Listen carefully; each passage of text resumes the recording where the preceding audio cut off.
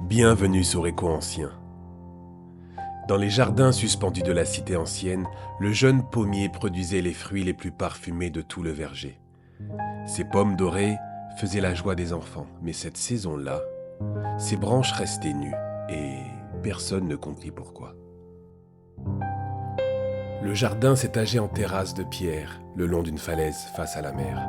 Chaque arbre avait sa place. Le figuier déployait ses larges feuilles près de la fontaine. Le grenadier exhibait ses feuilles rouges au soleil. Le cèdre montait la garde près du portail d'entrée, ses branches chargées de cônes dorés. Et dans l'angle sud-ouest, le jeune pommier, 15 ans à peine, déjà respecté. Ses pommes mûrissaient chaque automne avec une régularité parfaite.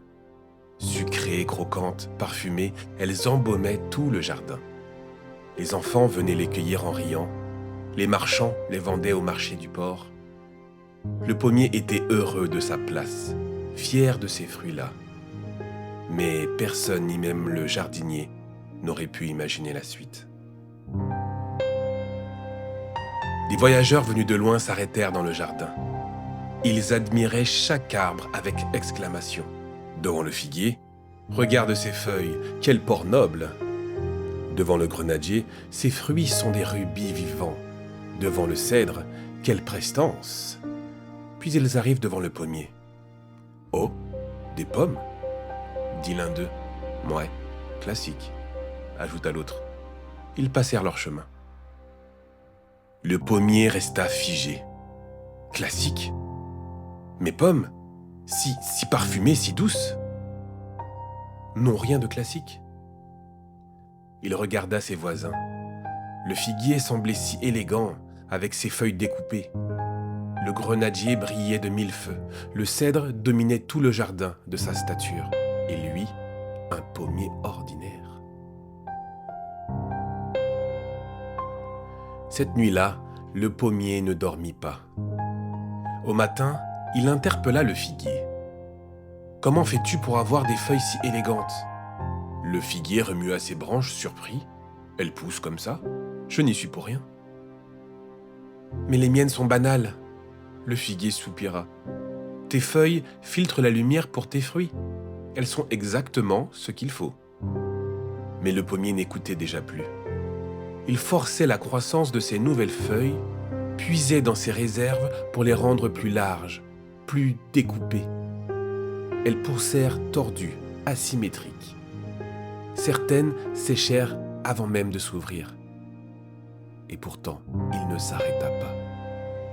Il voulait que ses fruits brillent comme ceux du grenadier. Il força ses bourgeons, concentra tous les pigments rouges qu'il pouvait produire. Ses jeunes pommes devinrent violacées, puis noirâtres. Elles pourrissaient sur les branches. Le pommier s'acharnait. Plus ses tentatives échouaient, plus il redoublait d'efforts. Il voulait grandir aussi haut que le cèdre.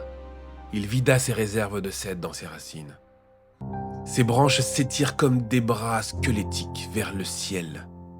Ses feuilles tordues ne captaient plus le soleil. Ses derniers fruits tombèrent au sol en taches brunes. « Arrête !» lui cria le grenadier. « Tu vas te tuer !»« Laisse-moi tranquille !» répondit le pommier. Il n'y avait rien à répondre à quelqu'un qui refuse d'écouter. L'automne arriva. Le pommier n'avait rien à offrir. Ses branches déformées portaient des fruits rachitiques, des fruits pourris. Autour de lui, les autres arbres resplendissaient. Le figuier offrait ses derniers fruits. Le grenadier éclatait de couleurs. Le cèdre se dressait immuable et fort. Et lui n'était plus qu'un arbre malade, décharné. Les enfants qui venaient cueillir ses pommes chaque automne passaient devant lui sans s'arrêter.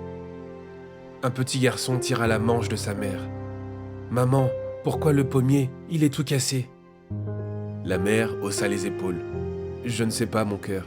Viens, on va prendre des figues. » Ces mots-là firent plus mal que tout le reste. « Qu'est-ce qu'il t'arrive ?» murmura le figuier inquiet. Le pommier ne répondit pas.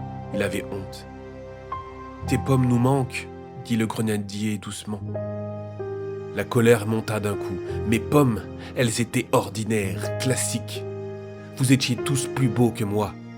Mais qui t'a dit ça ? Demanda le cèdre.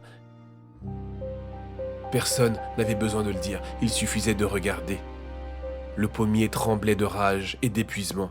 Je voulais juste être autre chose, être mieux. Sa voix se brisa. Il ferma les yeux, vidé de toute force. Ses racines étaient épuisées, ses branches ployaient. Il n'était plus rien. Le silence dura longtemps. Puis, des pas sur le gravier. Le vieux jardinier s'approcha et posa la main sur le tronc du pommier, comme on touche un ami malade. « Mon petit arbre, qu'est-ce que tu as fait ?» Le pommier ne répondit pas. Le jardinier s'assit à son pied. Il resta un moment, sans rien dire, puis il murmura. « Tu sais que les enfants me demandent chaque automne. Ils me demandent où sont les pommes. Pas les figues, pas les grenades, les pommes, parce qu'il n'y a que toi pour en faire. » Il se leva, épousseta ses genoux. Un jardinier sans pommier, c'est juste incomplet. Il s'éloigna. Le pommier resta seul avec ses mots. Les enfants demandaient ces pommes, pas celles des autres, les siennes, celles qu'ils avaient trouvées si banales, celles qu'il avait détruites pour essayer de fabriquer autre chose. Il repensa aux voyageurs, deux inconnus qui avaient dit « classique » en passant. Deux personnes qui ne connaissaient rien à ce jardin, qui ne reviendraient jamais. Et c'est pour ces deux mots qu'il avait tout sacrifié. Pendant que les enfants, eux, revenaient chaque automne, pendant que les marchands, eux, attendaient ces pommes au port. Il avait écouté ceux qui passaient et ignoré ceux qui restaient.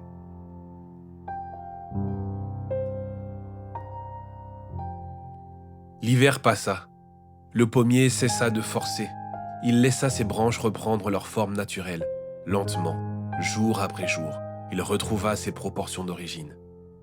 Au printemps, ses fleurs revinrent, blanches et parfumées, exactement comme avant. L'été lui rendit ses feuilles vertes et saines. Et quand l'automne arriva, ses pommes étaient là. Pas les plus exotiques du jardin, pas les plus spectaculaires, mais dorées, sucrées. Et les enfants courirent les cueillir comme si elles leur avaient manqué toute l'année. Les oiseaux retrouvèrent leur nid dans ces branches redevenues solides. Le pommier ne cherchait plus à impressionner, il avait compris. Le monde n'a pas besoin que tu sois un autre, il a besoin que tu sois toi.